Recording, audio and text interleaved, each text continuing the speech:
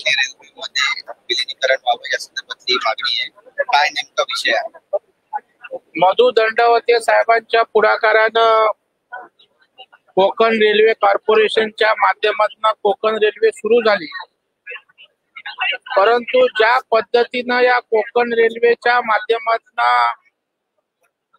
विकास व्हायला पाहिजे होता, मग तो दुहेरी मार्ग करणं असेल, स्थानकांचा विकास करणं असेल, नवीन स्थानक निर्माण करणं असेल, किंवा कोकण रेल्वेच्या माध्यमातून मूलभूत सुविधा देणं असेल, या सगळ्या गोष्टी कोकण रेल्वेची आर्थिक क्षमता पाहता शक्य झालेल्या नाहीत. आणि त्यामुळं स्थापनेच्या वेळेला बांधा वापरा आणि हस्तांतरित करा आणि नंतर ते भारतीय रेल्वेत विलिनीकरण करा नफ्यात आल्यावर, अशा प्रकारची भूमिका होती. तथापि दुर्दैवानं कोकण रेल्वे सक्षम होऊ शकली नाही आणि आजही इतक्या वर्षानंतर, काही दशकं गेल्यानंतरही कोकण रेल्वेची दुरावस्था आहे. म्हणून आज मी लक्षवेधीच्या माध्यमातून राज्य सरकारला या ठिकाणी विनंती केली की कोकण रेल्वेचं भारतीय रेल्वेमध्ये विलिनीकरण करावं, जेणेकरून आर्थिक निधीची चणचण त्या ठिकाणी भासणार नाही. दुहेरी मार्ग करणं सोपं जाईल. मुंबई शहरातल्या चाकरमान्यांकरता मोठी सुविधा होईल. त्याचबरोबर असणारी स्थानक विकसित करून कोकणवासियांना दिलासा त्या ठिकाणी देऊ शकतो आणि त्याच्यामुळे अत्याधुनिक भारतीय रेल्वेत विलिनीकरण अतिशय आवश्यक आहे. ही भूमिका त्या ठिकाणी मी राज्याच्या मुख्यमंत्र्यांसमोर विधान परिषदेत मांडली. माननीय मुख्यमंत्र्यांनी सकारात्मक उत्तर दिलं. त्यांनी या संदर्भात झालेल्या बैठकांचा अहवाल दिला. त्याचबरोबर गोवा राज्य ज्यांचा हिस्सा 6% आहे, केरळ राज्याचा हिस्सा 6% आहे आणि कर्नाटक राज्याचा 15%, तिन्ही राज्य याकरता होकार देत आहेत, ते तयार आहेत. महाराष्ट्र सरकारची मानसिकता भारतीय रेल्वेत कोकण रेल्वेचं विलिनीकरण व्हावं याकरता होकार आहे आणि राज्याच्या मुख्यमंत्र्यांनी तशा प्रकारची शिफारस राज्य सरकार या ठिकाणी कोकण रेल्वेचं भारतीय रेल्वेत विलिनीकरण करण्यासंदर्भात करेल, अशा प्रकारचं आश्वासन दिलंय.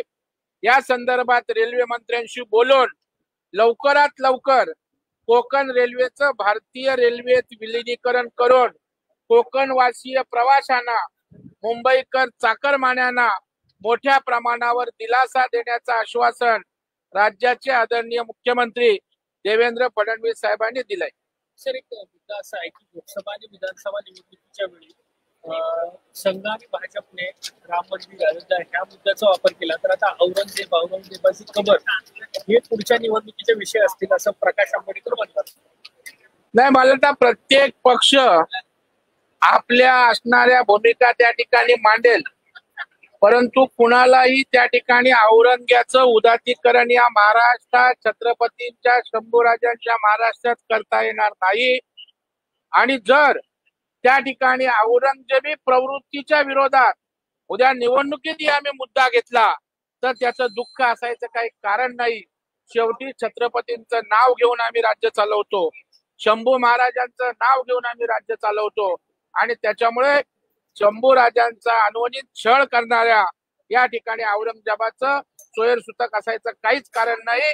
त्या संदर्भात आम्ही उघड आणि रोखठोक भूमिका घेऊ. सर, सुनील आंबेकर जे भाजपचे प्रवक्ते आहेत, नेते आहेत, संघाचे जे प्रवक्ते आहेत, त्यांनी देखील या मुद्द्यावरती नाराजी व्यक्त केली. विश्व हिंदू परिषदेकडे रोख ठेवून हिंसा करण्याची गरज नाही या सगळ्या मुद्द्यावरती असं म्हटलं. नाही, मला वाटतं हिंसा कुणी केले हे अजून पोलीस तपासात त्या ठिकाणी बाहेर आलेलं नाही. हिंसा कोणालाही अभिप्रेत नाहीये. नागपूर हे शांततेचं शहर आहे, त्याच्यामुळे शांतता ही राखलीच गेली पाहिजे, कायदा सुव्यवस्था राखलीच गेली पाहिजे. त्याच्यामुळे कुणी हिंसेला पाठबळ देत असेल तर ते निंदनीय असेल, ते योग्य त्या ठिकाणी नसेल. तथापि यामागे मोठं षडयंत्र आहे.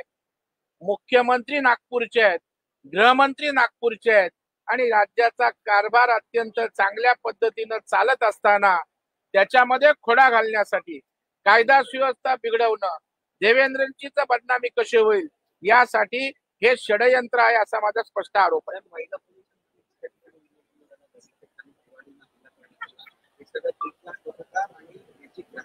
जास्त आहे.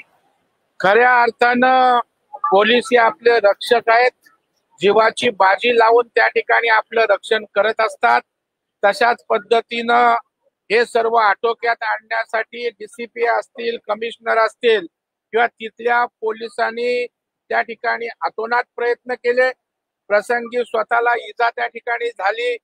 डीसीपीवर तर कुऱ्हाडीचा हल्ला झाला, परंतु धैर्याने पोलीस सामोरे गेलेत आणि आदरणीय देवेंद्रजींनी सांगितलंय की पोलिसांवर ज्यांनी हात उचललाय, ज्यांनी हिंसा केले त्यांना त्या ठिकाणी ठोकून काढणार, कुठल्याही प्रकारची हयगय नाही हे मुख्यमंत्र्यांनी स्पष्टपणे सांगितलेलं आहे.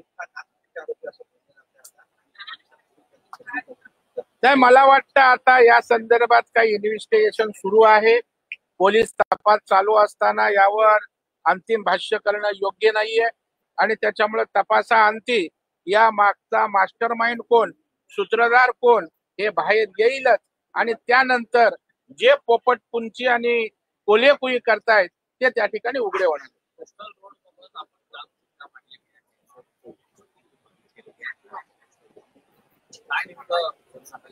नाही, आपण बघाल 1300 कोटीचं टेंडर असं काय जादू झाली की ते 3300 कोटीवर गेलं. म्हणजे एक्सकेव्हेशन असतं ते त्या ठिकाणी 5%, 10% समजू शकतो, परंतु 1300-2000 कोटीची वाढ म्हणजे अशा प्रकारची वाढ म्हणजे ही चमत्कारिक त्या ठिकाणी आहे. आणि टेंडरची प्रोसेस फॉलो केले नाही. कोणाला तरी नवयुगाला टेंडर द्यायचं म्हणून त्या ठिकाणी सगळे नियम मोडून तोडून टाकलेत. याच्या एसआयटीची चौकशीची मागणी केलेलीच आहे. नव्हे त्याचा मी पाठपुरावा करणार आहे. मी PIL दाखल केणार आहे. कारण शेवटी जनतेचा पैसा आहे. जनतेच्या पैशाची लूट होता कामा नये. मंत्र्यांनी, सरकारने बैठकीचं आश्वासन दिलंय. बैठकीत काय होतंय ते पाहू, नाहीतर प्रसंगी कोर्टात जावं लागलं, त्या ठिकाणी PIL दाखल करावा लागला तरी तो करणार आणि या ठिकाणी जनतेला न्याय मिळवून देणार. नाही, हा प्रश्न काही एकनाथ शिंदे साहेबांचा व्यक्तिगत नाहीये. हा प्रश्न त्या ठिकाणी टेंडरचा आहे आणि टेंडर काय मंत्री देत नसतो, मंत्र्याचा काही संबंध नसतो.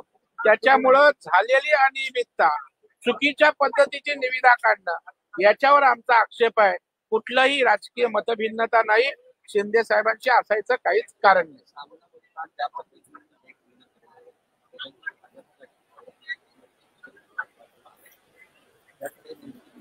नाही, मला वाटतं संजय राऊतांवर तुम्ही प्रश्नच विचारतात याचं मला दुःख होतं.